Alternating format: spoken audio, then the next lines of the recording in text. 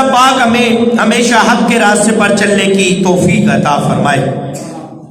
اللہ پاک نے مزید ارشاد فرمایا وَلَكُمْ فِي الْأَرْضِ مُسْتَقَرٌّ وَمَتَاعٌ إِلَىٰ حِينٍ، ترجمہ کنز العرفان، اور تمہارے لیے ایک خاص وقت تک زمین میں ٹکانا اور زندگی گزارنے کا سامان ہے۔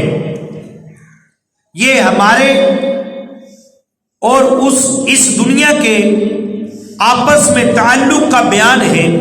ہمارا اس دنیا کے ساتھ احترام کا تعلق نہیں ہے، محبت کا تعلق نہیں ہے، بلکہ ہم اس دنیا میں ایک مسافر کی طرح ہیں۔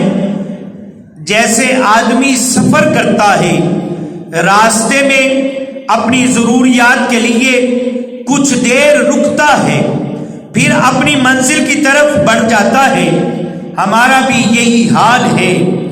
ہماری منزل اللہ پاک کا قرب اور ہمیشہ کے لیے جنت ہے۔ ہم عالم ارواح سے چلے ہیں، ایک مقررہ مدت تک دنیا میں رہیں گے، پھر عالم برزخ میں چلے جائیں گے، پھر وہاں سے محشر کی طرف سفر ہوگا، پھر انشاءاللہ الکریم اپنی منزل یعنی جنت میں پہنچ جائیں گے انشاءاللہ۔ جگہ جی لگانے کی دنیا نہیں ہے، یہ عبرت کی جا ہے، تماشا نہیں ہے۔ یہ عبرت کی جا ہے، تماشا نہیں ہے۔ صحابی رسول حضرت عبداللہ بن مسعود رضی اللہ عنہما فرماتے ہیں ایک روز میں نے دیکھا کہ سرور ذیشان مکی مدنی سلطان صلی اللہ علیہ وسلم کھجور کی چٹائی پر آرام فرما رہے ہیں، اور آپ کے پہلو مبارک پر چٹائی کے نشان پڑ گئے ہیں۔ میں نے عرض کیا یا رسول اللہ صلی اللہ علیہ وسلم، ہمیں اجازت دیجئے اس چٹائی پر کوئی بستر بچھا دیا کریں تاکہ آپ سکون سے آرام فرما سکیں۔ یہ سن کر رحمت عالم مالک کونین صلی اللہ علیہ وسلم نے فرمایا میرا دنیا سے تعلق، میرا اور دنیا کی مثال تو ایسی ہے جیسے کوئی مسافر سخت گرمی کے دن سفر کر رہا ہو اور اس دوران وہ کسی درخت کے نیچے ٹھہر کر کچھ دیر آرام کرے، پھر اپنی منزل کی طرف چل پڑتا ہے۔ میرا اور دنیا کا تعلق بس اتنا ہے کہ جس طرح ایک مسافر ایک سائے دار درخت کے سائے میں کچھ دیر آرام کرتا ہے، پھر اپنی منزل کی طرف چل پڑتا ہے۔ چٹائی کا بچھونا، ہے چٹائی کا بچھونا، کبھی خاک ہی پہ سونا، ہے چٹائی کا بچھونا، کبھی خاک ہی پہ سونا، کبھی ہاتھ کا سرہانا، مدنی مدینے والے، کبھی ہاتھ کا سرہانا، مدنی مدینے والے، تیری سادگی پہ لاکھوں، تیری عاجزی پہ لاکھوں، ہو سلام عاجزانہ مدنی مدینے والے، ہو سلام عاجزانہ مدنی مدینے والے، مدنی مدینے والے۔ پیارے اسلامی بھائیوں، یہ حقیقت، یہ ریالٹی ہے کہ ہم سب مسافر ہیں۔ یہ دنیا کو بیچ صحرا میں ایک درخت ہے، مسافر آتا ہے، کچھ دیر یہاں ٹھہرتا ہے اور آخرت کی طرف چل پڑتا ہے۔ کیا کوئی مسافر راستے میں کسی مقام پر دل لگاتا ہے؟ ہم بھی زندگی میں سفر کرتے رہتے ہیں۔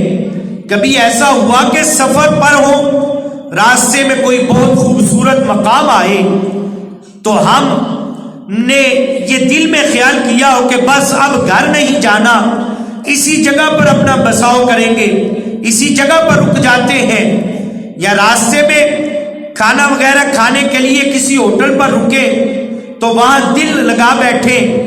نہیں، ایسا نہیں ہوتا۔ مسافر دوران سفر 20 خوبصورت مقامات دیکھتا ہے، بعض دفعہ ہوٹلوں وغیرہ میں رکتا بھی ہے تو گھر کی نسبت زیادہ آرام بھی محسوس کرتا ہے، اس کے باوجود وہاں دل نہیں لگاتا، وہاں کی نعمتوں میں گم نہیں ہو جاتا، جلدی ہی اپنے گھر کو لوٹ جاتا ہے، جلدی ہی واپس آنے کی تیاری کرتا ہے۔ یہ دنیا بھی ایسی ہی ہے، ہم سب مسافر ہیں، کچھ عرصے کے لیے یہاں ٹھہرائے گئے ہیں، جلدی ہی سفر آخرت پر روانہ ہو جائیں گے، اس لیے یہاں ہرگز دل نہیں لگانا چاہیے۔ حدیث پاک میں ہے، کن فی الدنیا کأنک غریب او عابر السبیل، دنیا میں ایسے رہو جیسے اجنبی ہو کوئی مسافر، جیسے اجنبی یا کوئی مسافر ہو، دنیا میں اس طرح رہو۔ یہ بہت سبق آموز حدیث شریف ہے، اس حدیث پاک کو اپنے دل پر نقش کر دیجئے، اپنے ہر کام میں، ہر معاملے میں بنیاد بنا کر اس پر عمل کرتے ہوئے زندگی بسر کیجئے۔ رکھ کر یہ جو دنیا میں اپنا گزر بسر کرتے ہیں، ان کے ہاں اندر سے نظام بالکل درم برم ہے، ہمیں باہر سے تو بڑا نظر آتا ہے، ان کے پاس کوئی ضابطہ اخلاق نہیں ہے، کوئی اخلاق کا پیمانہ، کوئی ضابطہ نہیں ہے۔ انہوں نے ایک نعرہ بلند کیا ہوا ہے کہ کوئی خدا نہیں، استغفر اللہ۔ انہوں نے اخلاق اور کردار اور معاشرتی اصولوں کو بنیاد بنا کر زندگی گزار رہے ہیں۔ ان کا پورا معاشرہ بقائے باہمی کے اصول پر چلتا ہے، یعنی جیو اور جینے دو۔ مطلب یہ کہتے ہیں ہم کسی کو تکلیف نہیں دیں گے تاکہ کوئی ہمیں تکلیف نہ دے۔ ان کا زندگی گزارنے کا، قانون بنانے کا اصول یہ ہے کہ ہم کسی کو تکلیف نہیں دیں گے اور کوئی ہمیں تکلیف نہ دے، ہم کسی کو کوئی بھی نقصان نہیں پہنچائیں گے، اس لیے نہیں پہنچائیں گے کہ کوئی دوسرا ہمیں نقصان نہ پہنچا سکے، ہم کسی کا مال نہیں لوٹیں گے تاکہ کوئی ہمارا مال نہ لوٹ سکے، ہم کسی کے ساتھ برائی نہیں کریں گے تاکہ کوئی ہمارے ساتھ برائی نہ کر سکے۔ اب اس نظام کی خرابی جانتے ہیں، کیا خرابی کیا ہے اس میں؟ ہر وہ شخص جو پیسے والا ہے، زیادہ طاقت پاور والا ہے، بڑے عہدے والا ہے، وہ دوسروں پر ظلم بھی ڈھاتا ہے، دوسروں کو نیچا بھی دکھاتا ہے، دوسروں کی حق تلفیاں بھی کرتا ہے۔ کیوں؟ اس لیے کہ وہ جانتا ہے میں پیسے والا ہوں، میرے پاس طاقت ہے، قانون ہے، سب کچھ میرے گھر کی کنیز ہے، کوئی میرا بال بھی بانکا نہیں کر سکتا، مجھے کون پوچھنے والا ہے؟ یہ کھل کر ظلم کرتا ہے، کھل کر۔ یوں معاشرہ ایک عجیب بے اعتدالی کی طرف اور بے اعتدالی کا شکار ہو جاتا ہے۔ اور یہ صرف کتابی باتیں نہیں ہیں، مغربی تہذیب میں ایسا سب کچھ ہو رہا ہے۔ اس سب کا سبب کیا ہے؟ انہوں نے معاشرے اور تہذیب کے بنیاد بقا پر رکھی ہے، یعنی انہوں نے سوچا یہ ہے کہ جو سمجھا ہے انہوں نے کہ میرا کچھ کوئی بگاڑ نہیں سکتا۔ سچی بات یہ ہے کہ اور سرے سے لے کر یہ قانون ہی غلط ہے۔ حقیقت یہ ہے کہ یہاں کسی کو بقا نہیں ہے، اس زمین پر بقا کسی کو نہیں ہے، باقی کوئی نہیں رہے گا، باقی رہے گا تو اللہ کا نام باقی رہے گا۔ یعنی یہ بنیاد ہی غلط ہو گئی۔ ان کا امر پسندی کا قانون یہ ہے، وہ کہتے ہیں کہ ہم کسی کو تنگ نہیں کریں گے، کیوں کہ وہ مجھے تنگ نہ کرے، ہم کسی کا مال نہیں کھائیں گے، کیوں کہ وہ میرا مال نہ کھائے، ہم کسی کے حق تلفی نہیں کریں گے، کیوں کہ وہ میری حق تلفی نہ کرے، کہ ہم بقا کے ساتھ یہاں باقی رہ جائے۔ یہ سرے سے غلط ہے۔ قرآن پاک میں اللہ فرماتا ہے کل من علیہا فان، ترجمہ کنز الایمان، زمین پر جتنی مخلوق ہے سب فنا ہونے والی ہے. یعنی اس کا تو رد قرآن کریم سے ابھی پہلے سے ہو گیا کہ زمین پر جتنی مخلوق ہے سب فنا ہونے والی ہے. اس مغربی تہذیب کے مقابلے میں اسلام کی خوبصورتی دیکھیے. ان کی بنیاد یہ ہے کہ ہم کسی کو جیو اور جینے دو. اب ہماری بنیاد کیا ہے کہ یہاں تو کسی نے رکنا نہیں ہے. اب یہ بات سنیے اور اپنے ذہنوں میں اس کو جگہ دیجئے. اسلام کی تہذیب، اخلاق، کردار، ہر چیز کی بنیاد اللہ پاک کی رضا پر رکھی گئی ہے. اسلام کی اخلاق، کردار، ہر چیز کی بنیاد اللہ کی رضا کے لیے رکھی گئی. کس کی رضا کے لیے؟ اللہ کی رضا. ایک حقیقی مسلمان دوسروں کے ساتھ اس لیے نیکی نہیں کرتا کہ کل کو وہ بھی اس کے ساتھ نیکی کرے. یہ ہمارا نظریہ، ہماری نیت یہ نہیں ہوتی کہ میں اس کے ساتھ نیکی کروں گا تو کل یہ بھی میرے ساتھ نیکی کرے گا. یہ نہیں ہے. ہمارا مقصد یہ ہوتا ہے کہ رب کی رضا کے لیے ہم نیکی کرتے ہیں. ہمارا مقصد یہ ہے، اسلام کا مقصد یہ ہے. ایک حقیقی مسلمان دوسروں کو تکلیف دینے سے اس لیے باز نہیں رہتا کہ یہ تکلیف سے بچ جائے. ہم دوسروں کے اس کے ساتھ اس لیے مسکرا کر ملتے ہیں، مسکرا کر بات کرتے ہیں. ہم کسی کا مالی امداد اس لیے نہیں کرتے کہ کل کو ہماری بھی کوئی مدد کی جائے. اسلام ہمیں یہ سکھاتا ہے کہ ہم نے یہاں جو کچھ کرنا ہے اللہ پاک کی رضا کے لیے کرنا ہے. ہم نے نیکی جو بھی کرنی ہے، کسی کے ساتھ حسن سلوک کرنا ہے، ہم نے کسی کے ساتھ مسکرا کے بات کرنی ہے، ہم نے کسی کو صدقہ خیرات دینا ہے، ہم نے جو عمل بھی کرنا ہے صرف اور صرف اسلام کی بنیاد اور اسلام کے قانون کی بنیاد یہ ہے کہ ہم نے اللہ کی رضا کے لیے کرنا ہے. ہم نے کس کو راضی کرنا ہے؟ اللہ کو راضی کرنا ہے. اللہ پاک فرماتا ہے قل ان صلاتی و نسکی و محیایا و مماتی للہ رب العالمین. احسان ترجمہ کنز العرفان. تم فرماؤ بے شک میری نماز اور میری قربانی اور میرا جینا اور میرا مرنا سب اللہ کے لیے ہے جو سارے جہانوں کا رب ہے. سب اللہ کے لیے ہے جو سارے جہانوں کا رب ہے. اب ہمارا نماز پڑھنا، کسی کے ساتھ حسن سلوک کرنا، ہمارا مرنا، ہمارا جینا، ہماری قربانیاں، ہمارا مسکرا کے ملنا، کسی کا حق نہ کھانا، کسی کو جھوٹ سے بچانا، کسی کو نیکی کی دعوت دینا، سب کس لیے ہے؟ اللہ کے لیے ہے. ہمارا سب کچھ اللہ کے لیے ہے. کیوں ہمیں تعلیم دی جا رہی ہے؟ پارہ نمبر 8 سورہ انعام 162 نمبر آیت کریمہ میں اللہ فرماتا ہے تم فرماؤ بے شک میری نماز اور میری قربانیاں اور میرا جینا اور میرا مرنا سب اللہ کے لیے ہے جو سارے جہانوں کا رب ہے، جو سارے جہانوں کا رب ہے. یہ اسلامی تہذیب کا حسن ہے. اب ان کی تہذیب کا بنیاد کا ہم نے تھوڑا سا پہلو جانا اور اسلام کا یہ انداز ہے کہ یہ طریقہ کار ہے کہ ہم کس لیے نیکی کرتے ہیں. اور یہ حسن ہے کہ اسلامی تہذیب کی بنیاد بقا پر نہیں رکھی گئی کہ ہم نے باقی رہنا ہے، اس پر نہیں ہے. ہماری بنیاد اس پر رکھی گئی ہے کہ اللہ پاک کی رضا پر، اللہ تعالیٰ کی رضا پر ہم نے راضی رہنا ہے اور جو کرنا ہے وہ اللہ کی رضا کے لیے کرنا ہے. ہماری بنیاد یہ ہے. جب یہ بنیاد پوری طور پر معاشرے میں رچ بس جائے تو امیر غریب کا فرق مٹ جاتا ہے. یہ جب ہم اپنا جینا مرنا اللہ کے لیے کر دیں تو پھر معاشرے میں، پھر ملکوں میں نظام اور قانون یہ بنتا ہے کہ پھر امیر اور غریب کا فرق ختم ہو جاتا ہے. خوف خدا، محبت، بھائی چارہ اور نثار اور قربانی کا جذبہ بڑھتا ہے اور یہ بنیاد اسلام کی ہے.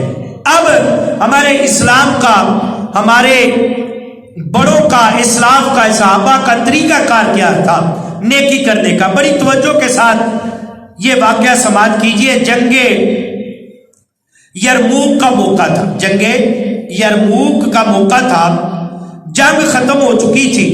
اب صحابہ کرام علیہم رضوان زخمیوں کو دیکھ رہے تھے, ان کی دیکھ بھال کر رہے تھے. جو زخمی تھے, جنگ ختم ہے تو ان کو دیکھ بھال کر رہے تھے, یوں کہہ لیں ان کی مطلب پٹی کرنا, زخموں کا دیگر معاملات کر رہے تھے. تو حضرت حذیفہ رضی اللہ عنہ فرماتے ہیں, میں اس وقت ہاتھ میں ایک پانی کا پیالہ لیے اپنے چاچا زاد بھائی یعنی کزن کو تلاش کر رہا تھا ان زخمیوں.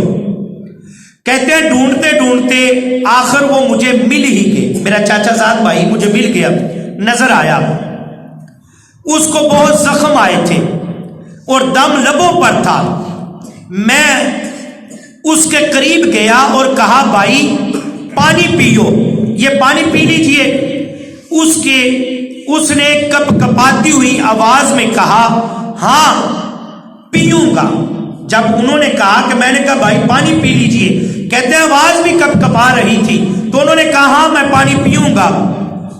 تو آپ فرماتے ہیں میں اسے پانی دینے ہی والا تھا کہ کسی کے کہرانے کی آواز آئی. کہتے ہیں ان کو بھی اور مجھے بھی کسی کے کہرانے کی آواز آئی. آخری سانسیں لینے والا میرا چاچا زاد بھائی وہ کہنے لگا کہ پہلے اس صحابی کو پانی دے دیجیے.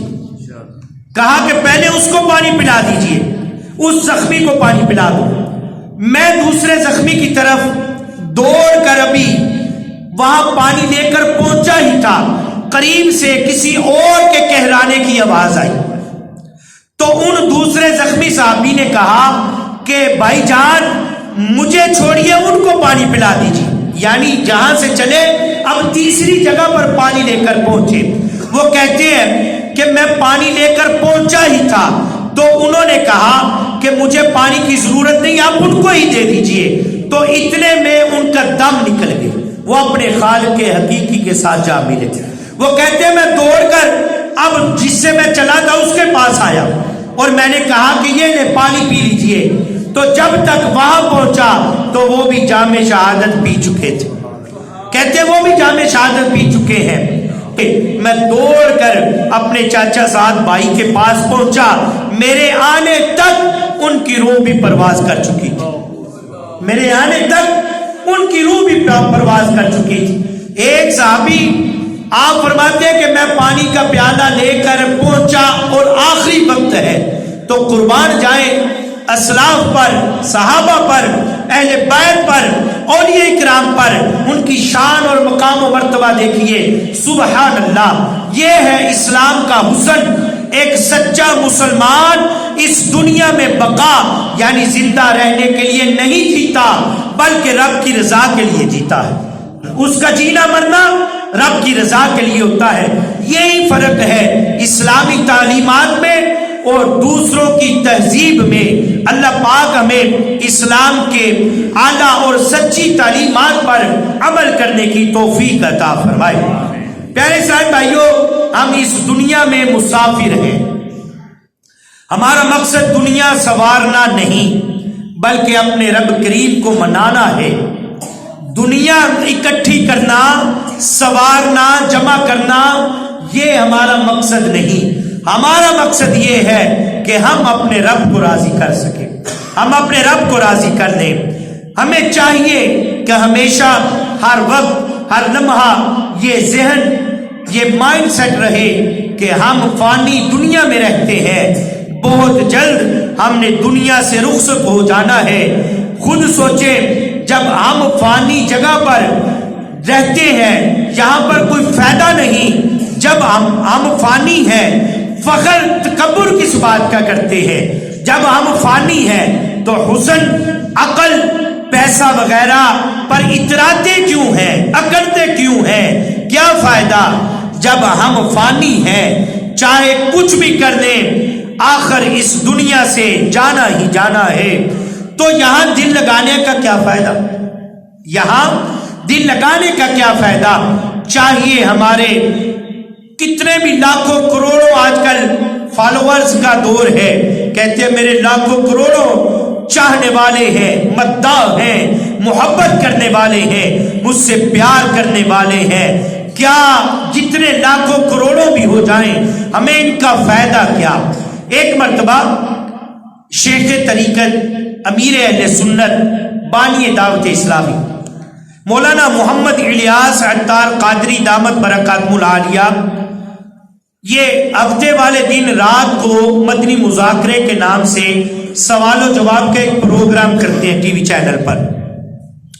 اس میں پوری دنیا بھر سے لوگ سوال کرتے ہیں، آپ جواب ارشاد فرماتے ہیں. تو آپ فرماتے ہیں مدنی مذاکرے کے لیے میں تیاری کر رہا تھا، مطلب وہ سوال و جواب کی محفل میں اجتماع میں جانے لگا تھا، تو کسی ایک اسلامی بھائی نے میری تصویر بنائی، وہاں کوئی پاس تھے، انہوں نے تصویر بنائی اور تصویر بنا کر آپ کو دکھائی. آپ کو جب دکھائی تو کہنے لگے، میرے دل میں خیال آیا اس سے میری دوسری تصویر فلاں تصویر بہت اچھی ہے. کہتے ہیں جب مجھے یہ خیال آیا تو پھر میرے دل میں یہ تصور ہوا، مجھے یہ احساس ہوا کہ یہ حسین چہرہ ایک دن قبر میں اتر جائے گا. یہ حسین چہرہ، یہ خوبصورت چہرہ ایک دن قبر میں اتر جائے گا. جب ہم فانی ہیں، قبر میں اتر جانا ہے، تو اترانا کیوں؟ غرور، تکبر، انا اور حسن پرستی، مال و دولت کو دیکھ کر اترانا کیوں؟ جھگڑا کیوں کرنا اور کیوں یہ کہتے پھرنا کہ میں اچھا ہوں دوسرا اچھا نہیں ہے؟ آپ فرماتے ہیں میں نے دیکھا، میرے دل میں خیال آیا، اسی وقت میں نے عافیت کے ساتھ اللہ تبارک و تعالیٰ سے یہ دعا مانگی کہ اے اللہ اگر میری قبر، حشر، آخرت بہتر ہو گئی تو یہ چہرہ بھی سلامت رہے گا، اگر یہ کچھ نہ بہتر ہوا تو اس خوبصورت چہرے کو عذاب جھیلنا پڑے گا. آپ فرماتے ہیں کہ دنیا فانی ہے، اہل دنیا فانی ہے، یہ دنیا فانی ہے، اہل دنیا فانی ہے، شہر و بازار کو و صحرا فانی ہے. دل شاد کرے کس کے نظارے سے حسن، دل شاد کرے کس کے نظارے سے حسن، آنکھیں فانی ہے یہ تماشا فانی ہے، آنکھیں فانی ہے یہ تماشا فانی ہے. ایک نہایت ظالم حکمران ہوا ہے، حجاج بن یوسف اس کا نام ہے. اس کی فوج کا ایک سپہ سالار تھا جس کا نام تھا محلب. ایک دن محلب ریشمی کپڑے پہنے اکڑ کر تکبر سے چل رہا تھا. حضرت مطرف بن عبداللہ رحمت اللہ تعالی علیہ نے اسے یوں تکبر کی چال چلتے دیکھا. آپ کے دل میں خیال آیا کہ میں اس کو کیوں نہ نیکی کی دعوت دوں. چنانچہ آپ رحمت اللہ تعالی علیہ نے محلب کے قریب تشریف لائے اور فرمایا اے بندہ خدا، چلنے کا یہ انداز اللہ پاک کو پسند نہیں ہے. اے بندہ خدا، یہ اکڑ کر اترا کر چلنے کا انداز اللہ کو پسند نہیں ہے. اب محلب بولتا ہے کیونکہ وہ فوج کا سپہ سالار تھا. یہ انداز جب یہ کہا نا کہ اللہ اور اس کے رسول صلی اللہ علیہ وسلم کو پسند نہیں ہے تو محلب بولا تو مجھے جانتا ہے میں کون ہوں؟ تجھے پتہ ہے میں کون ہوں؟ سپہ سالار جو فوج کا بڑا ہوتا ہے کہنے لگا تو مجھے جانتا ہے میں کون ہوں؟ اور تکبر سے بولا. تو حضرت مطرف بن عبداللہ رحمت اللہ تعالی علیہ بھی ماشاءاللہ زندہ دل تھے. آپ نے نرمی سے ارشاد فرمایا ہاں میں جانتا ہوں تجھے، تو کون ہے؟ تم پہلے ناپاک نطفہ تھے. کہا میں جانتا ہوں تو کون ہے، تو پہلے ناپاک نطفہ تھا اور کچھ نہیں تھا. انتہائی میں کہا کہ آخر میں ایک گندا مردار بن جائے گا. اور پھر کہا اس دونوں سفر کے دونوں کیفیتوں کے درمیان، دونوں حالتوں کے درمیان تمہارے پیٹ کے اندر ایک گند بھرا ہوا ہے، تو جسے لے کر چلتا ہے اور اکڑتا ہے. یعنی جب پہلے تو کچھ نہیں تھا، پھر تو آخر میں ایک گندا مردار بن جائے گا. مر کے مٹی ہو جائے گا، اس دوران سفر اپنے پیٹ میں گند لیے پھرتا ہے اور تو کچھ بھی نہیں ہے۔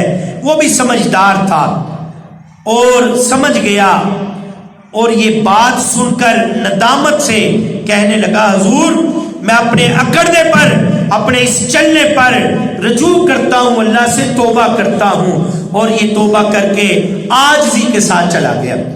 بات سمجھانے کے لیے تھی، بات سمجھانے کے لیے تھی، چاہے وہ بڑے سے بڑا عہدہ دار کیوں نہ ہو، کسی بڑے سے بڑے منصب پر فائز کیوں نہ ہو، چاہے کچھ بھی ہو جائے، آخر ایک دن مرنا ہے، مٹی منو مٹی کے تلے جانا ہے، اور یہ مٹی نے مٹی کے ساتھ مل جانا ہے، پھر اترانا کیوں، اکڑنا کیوں، پھر غرور کس بات کا، یہ حسن، یہ جوانی، یہ مال و دولت، یہ منصب، یہ سب درے کے درے رہ جائیں گے، پھر اکڑ کام نہیں آئے گی۔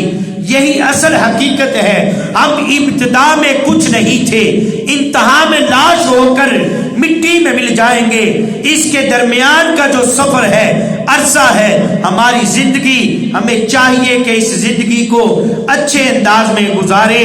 اکڑنا، اترانا، تکبر کرنا، بڑے بڑے بول بولنا، ڈینگی مارنا، سرکشی کرنا ہمیں مٹی کے انسانوں کو یہ زیب نہیں دیتا، ہمیں مٹی کے انسانوں کو یہ زیب نہیں دیتا۔ ہم اس دنیا میں آئے ہیں، ہمارا یہاں آنا ایک مقصد ہے، اس مقصد کو پورا کر اس دنیا سے ہم نے دل نہیں لگانا، یہاں سے چلے جانا ہے۔